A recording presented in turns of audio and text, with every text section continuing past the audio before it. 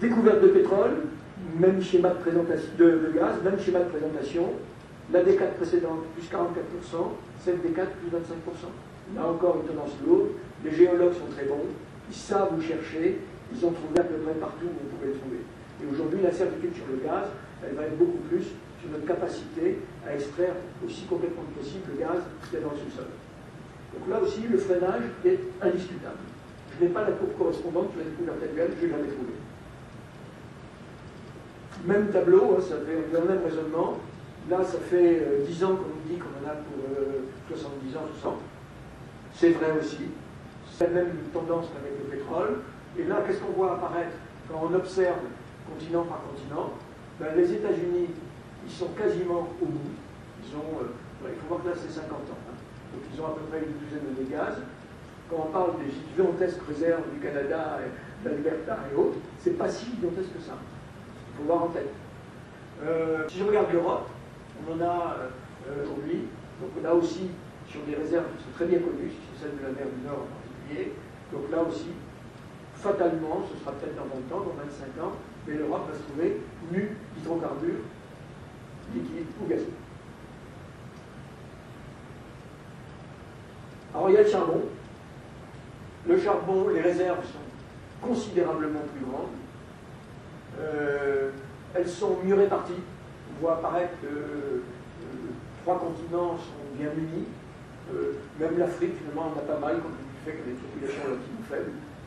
Et là, quand on parle d'années je n'ai pas le tableau correspondant au précédent, il n'existe pas dans le dossier BP, mais ce qu'on sait aujourd'hui, c'est qu'au rythme actuel de consommation, ce qu'on a identifié, c'est à peu près 200 années de charbon. Donc, là, je rebondis sur ce que je disais tout à l'heure, avec les 85% de notre énergie, on va pouvoir se mettre en tête que ça va être très très très difficile de sortir du charbon. Extrêmement difficile. Même si, aujourd'hui, il est très chic de dire le charbon polluant, c'est pour ça, il ne faut plus en faire. Ce sera extrêmement. Alors là, j'avais fait un petit pas, c'était essayer de nous projeter dans 20 ans pour le pétrole et 40-50 ans pour le gaz. Qu'est-ce qu'on voit apparaître? J'ai mis 3 points noirs. Disons que dans les années 2050, à peu près en 50, il n'y aura plus rien en Amérique du Nord, il n'y aura plus rien en Europe, il n'y aura plus rien en Asie. En termes de pétrole et de charbon, et de pétrole et de gaz. Donc ces 3 continents auront soit à s'appuyer sur Qatar et Russie pour le gaz, soit à s'appuyer sur les pays du Moyen-Orient pour le pétrole, et sinon il faudra qu'ils passent au charbon. Alors là-dessus, vous avez, comme dans ma boîte, tous étaient très intéressés par la modélisation. Et là, bien sûr, il y a des tas de gens qui font de la modélisation sur le pétrole, le gaz et le charbon. Alors là, c'est celui sur le pétrole. Et il y a un Américain très connu, Hubert, qui a inventé le modèle de Hubert. Et ce modèle, il l'a appliqué au cas des États-Unis. L'idée est très simple. Elle dit, le jour où on a extrait d'un réservoir la moitié de son contenu, la production commence fatalement à diminuer. Et c'est une courbe qui a été remarquablement bien vérifiée aux États-Unis. Alors en revanche, si on applique au monde entier, ben là c'est plus difficile. D'abord c'est le monde entier, les choses fluctuent beaucoup. On va se trouver à prendre en compte, est-ce qu'il y a des efforts d'énergie, est-ce que la population demande beaucoup ou pas, enfin, on voit que ça devient très complexe.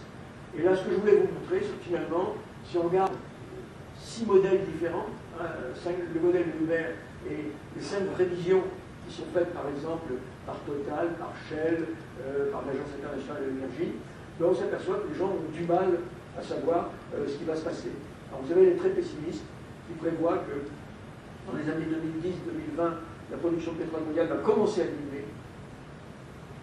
Puis il y a ceux qui disent mais non, on va encore faire mieux, et ce sera plutôt en 2030. Et il y en a même certains, l'Agence internationale de l'énergie qui est très optimiste, qui n'a pas osé fixer le moment où se passerait cet événement majeur. Donc, difficile de savoir, donc je redis bien donc ça, il y a des tendances lourdes qui sont inéluctables, la connaissance précise, est-ce que ça va arriver à nos enfants, à nos petits-enfants, on a les petits-enfants, on n'en est pas encore totalement sûr. Ce que j'avais noté également sur le transparent précédent, et ça c'est indiqué en bleu, c'est qu'on vous parle aussi beaucoup de ce qu'il y a dans les schistes et les sables bitumineux en disant mais il y en a des réserves énormes. C'est exact, elles existent, essentiellement en Alberta et au Venezuela. En quantité, je les ai représentées par rapport aux quantités actuelles de pétrole. C'est non négligeable, mais c'est à peu près le tiers, entre le tiers et le quart du pétrole actuellement. Et simplement, comme probablement aucun d'entre vous n'a jamais vu de bitumineux, je trouvais intéressant de vous montrer ce que c'était, parce que ça montre que c'est pas si facile que ça, c'est pas du liquide avec un peu de sable dedans, c'est du sable avec un qui l'enveloppe. Des phénomènes assez amusants. Par exemple, les Américains, depuis 10 ans, avaient énormément misé sur le gaz pour compenser la chute de leur propre production de pétrole, et en s'appuyant bien sûr sur les Canadiens. Et ils ont eu une très mauvaise surprise, c'est que là où ils pensaient que les Canadiens allaient continuer à augmenter leur délivrance de gaz, et bien non, les Canadiens ont diminué leur livraison pour une raison simple, c'est qu'ils ont besoin du gaz pour faire fondre le pétrole qui est dans le sable bitumineux pour pouvoir faire du pétrole. Donc actuellement, ils sont en train, et il faut savoir qu'on consomme à peu près 30% de l'énergie contenue pour récupérer le pétrole dans le sable ou le schiste. Donc sable et schiste, c'est pas mal, c'est pas miraculeux, c'est pas facile, c'est un peu sale. Alors, réserve d'uranium, en tout cas, je vous en dis un mot. Je le présente là, j'en parlerai tout à l'heure, parce que c'est un sujet plus complexe, qui mérite des explications complémentaires. On parlera de l'énergie. Peut-être concernant l'énergie, eh bien l'Europe des 15.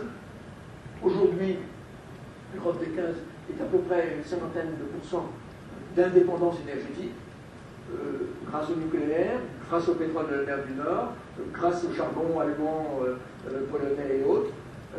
Mais on voit bien apparaître de manière inévitable, on va voir une diminution, parce que c'est la disparition des hydrocarbures de la mer du Nord en particulier, ça retrait sur le charbon et la lignite, compte tenu des pressions environnementales.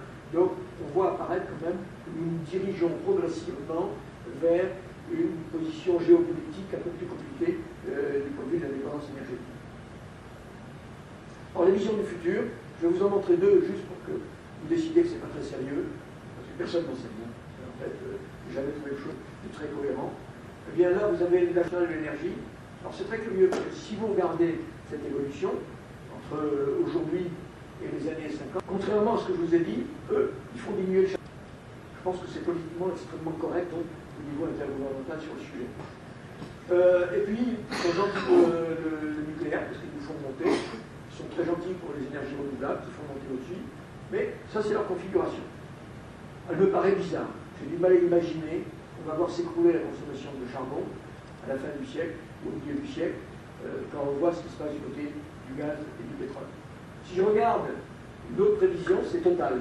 C'est intéressant, c'est un pétrolier. C'est pour ça que je l'ai choisi parmi une belle douzaine. Alors eux, c'est très différent. Eux, ils prévoient bien, ce qui me paraît relativement logique, ils voient bien apparaître la descente du pétrole. Ils continuent à faire monter le gaz. Ils n'ont pas osé aller au-delà. Ils continuent à avoir, le gaz.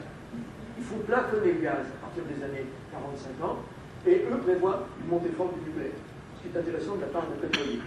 Ça me fait plaisir, c'est pas sûr que ce soit. Donc ça, simplement pour vous montrer qu'aujourd'hui, si vous allez chercher des scénarios sur l'énergie, eh bien bon courage, parce que il faudra que vous fassiez une opinion personnelle qui sera peut-être pas beaucoup plus valide que celle-ci. Alors, l'énergie pour demain, ça c'est un petit peu ma conclusion, et puis moi je peux prendre 2-3 questions si vous souhaitez à ce niveau-là. Domination des combustibles fossiles qui va être très difficile à contrebalancer. On est sur des schémas lourds. Chute inéluctable des hydrocarbures liquides. Concentration des ressources dans des zones géographiques limitées. Je le dis pour le gaz et pour le pétrole. Pour moi, la possibilité d'échapper à une croissance de l'utilisation du charbon, et on en reparlera au niveau du CO2 et des projets de séquestration, qu'on ne voit pas assez souvent.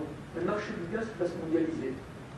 Quand je vous ai montré tout à l'heure que le gaz va disparaître d'Europe, aujourd'hui l'Europe a fait de gigantesques tuyaux qui vont vers la Russie pour pouvoir nous amener le gaz. Et ça nous donne une position confortable parce que si vous faites des accords long terme,